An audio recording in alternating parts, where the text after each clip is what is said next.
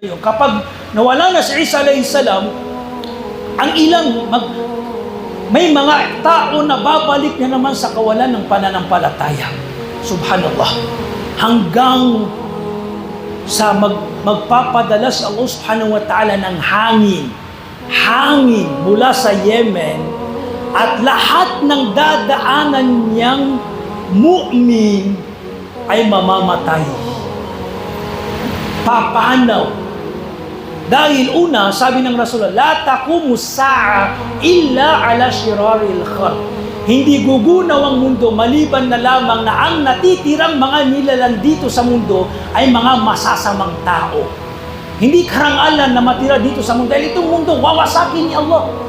So bilang habag ni Allah subhanahu wa ta'ala, magpapadala si Allah subhanahu wa ta'ala ng hangin na napakabango. Lahat ng mu'min kukunin, mamamatay, masasangot niya yung hangin, mamamatay dahil sa habag ni Allah. Dahil ang susunod na doon ay yung mga kaparusahan at mga malalaking palatandaan na. Hanggang sa nabanggit sa maraming hadith, tignan nyo, walang Quran na matitira dito sa mundo. Mawawala ng Islam dito sa mundo. Wala nang magbabanggit ng Allah, la ilaha illallah, lahat ng sagisag ng Islam. Ang Quran, yurfa, iaangat. Yung Quran, mushaf, mawawala yung Arabic, iaangat ni Allah. Pagkaraan pumano ng mga mu'min, pagkaraan, iaangat yung Quran. Lahat, hanggang sa nabanggit, wala ng masjid. Ang Kaaba masisira, Madina, wala na. Hindi na alam ng mga natirang tao ang Allah, ang iman, ang Islam, ang sala, zakah, wala. Ang matitira lamang dito lahat, mga kuffar, mga masasamang tao, mag-aasik sila ng lagim hanggang sa nabanggit na subhanallah sa isang hadith na subhanallah, para silang mga hayop na mismo sa public doon nila ginagawa yung mga haram.